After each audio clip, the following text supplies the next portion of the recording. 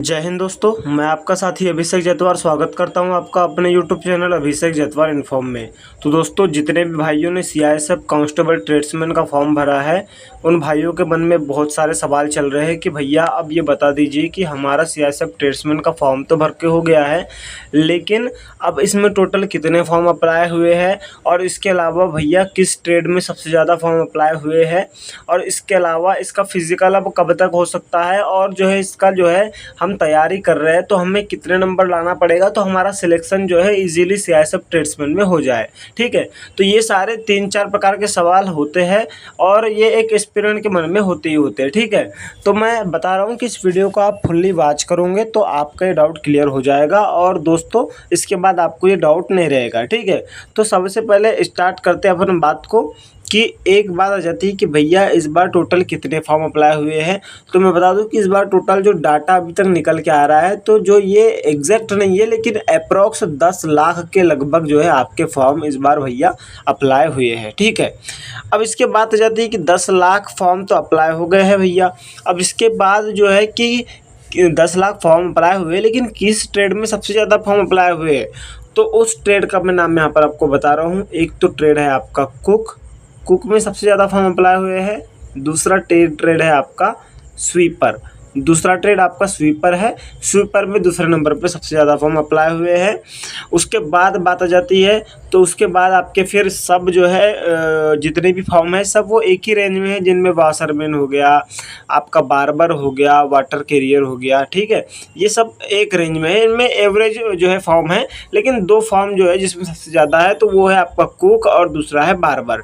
तो ये भी डाउट क्लियर हो गया कि कितने फॉर्म अप्लाई हुए, और इसके अलावा जो है कितने जो है किस ट्रेड में सबसे ज़्यादा फॉर्म अप्लाई हुए, ये भी डाउट क्लियर हो गया। अब बात जाती है कि भैया ये बता दीजिए, तीसरा हमारा डाउट है कि हमारा अब जो है इसमें फिजिकल होगा सबसे पहले, तो फिजिकल कब तक होगा। तो मैं बता दूं कि ये डेट को आप एग्जैक्ट नहीं मान सकते। अगर से मैं आपको एक डेट बता दूं कि इस डेट को आपका फिजिकल होगा और उस डेट को फिजिकल नहीं हुआ तो मैं आपके सामने झुठला जाऊँगा। लेकिन सीधी सी बात है कि अभी बीएसएफ एससीएम की फिजिकल चल रहे हैं, मई तक चलेंगे। मई मतलब मई के फर्स्ट वीक तक चलेंगे। फिर उसके बाद आपका एसएससी-जीडी की बात आ जाती है। तो एसएससी-जीडी की बहुत बड़ी भर्ती है, इसको भी फिजिकल कराना है। और जब एसएससी-जीडी की भर्ती का फिजिकल कराना है तो भैया सीआईएसएफ तो उसको कांटेक्ट कराएंगे ही कराएंगे एसएससी-जीडी के फिजिकल को। तो वो सीआईएसएफ ट्रेडमैन का फिजिकल कैसे ले लेंगी। तो मैं बता दूं कि इसलिए हो सकता है आपका फिजिकल या तो मई में हो जाए, और मई में नहीं हुआ तो फिर भैया एसएससी-जीडी के फिजिकल के बाद में ही होगा। मतलब देखा जाए तो आपका फिजिकल या तो मई में हो सकता है या फिर भैया जुलाई तक तो जाना ही जाना है ना, क्योंकि एसएससी-जीडी के फिजिकल के बाद ही आपका फिर फिजिकल होगा। लेकिन मुझे ऐसा लगता है कि भर्ती छोटी है तो सीआईएसएफ इसे जल्दी कंडक्ट कराने की कोशिश करेंगे। हो सकता है मई में आपकी फिजिकल हो जाए। तो आपको क्या करना है, अभी थोड़ा बहुत अपना रनिंग भी करते रहना है, थोड़ा बहुत आधा घंटा समय निकाल के रनिंग भी करते रहिए। जो इंटरेस्टेड है, जो भैया डेडिकेटेड रूप से तैयारी कर रहा है, जिसको सिलेक्शन चाहिए ही चाहिए, तो उसको आधा घंटा तो भी अपने फिजिकल को निकालना चाहिए। अब उसके बाद बात आ जाती है कि भैया ये तो हो गया, अब अपना जो है कि हमको जो है सेफ स्कोर कितना रहना चाहिए कि हमारा जो है इसमें सिलेक्शन हो जाए। तो भैया मैं देखो, आपका जो है सिलेक्शन 2 प्रकार के स्टेट से होता है। एक तो हिंदी भाषी स्टेट और दूसरा गैर हिंदी भाषी स्टेट। अब हिंदी भाषी स्टेट में आपका यूपी आ जाता है, एमपी आ जाता है, हरियाणा आ जाता है, उत्तर प्रदेश आ जाता है ना, दिल्ली आ जाता है। ये सारे हिंदी भाषी राज्य जो है एक इस कैटेगरी में आ जाते हैं। ठीक है, और दूसरी कैटेगरी में आ जाते हैं अपने गैर हिंदी भाषी। गैर हिंदी भाषी में असम, मेघालय, मणिपुर, त्रिपुरा, नागालैंड, पश्चिम बंगाल, ये गैर हिंदी भाषी राज्य है। तो यहाँ कट ऑफ कम देखने को मिलता है। तो कितना भैया, तो अगर से आप हिंदी भाषी राज्य से हो तो अगर से आपको सिलेक्शन चाहिए तो भैया आप अगर से ओबीसी से हो तो आपको 85, मतलब ओबीसी से हो तो 80 नंबर होना आपका ओबीसी से। और अगर से आप आप अगर से ओबीसी से हो तो 80 होना, युवा से हो तो 85 होना, और एससी एसटी से है तो आपका 75 प्लस होना चाहिए, और अगर से आप ईडब्ल्यूएस से है तो आपका 80 होना चाहिए। मतलब आपका यूआर के लिए 80, ओबीसी के लिए 85, एसटी एससी के लिए 75 और ईडब्ल्यूएस के लिए 80, इतना होना चाहिए हिंदी भाषी से।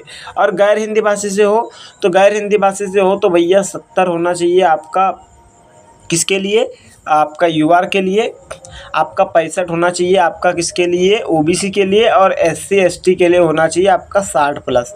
इतना तो आपको चाहिए ही चाहिए, तभी आपका सिलेक्शन होगा। मतलब 70 यूआर के लिए, ओबीसी के 70 यूआर के लिए आपका, और ओबीसी के लिए आपका 65 और 60 प्लस होना चाहिए एससी एसटी के लिए, और ईडब्ल्यूएस के लिए भी बोलेंगे तो 65 ही चाहिए, ठीक है।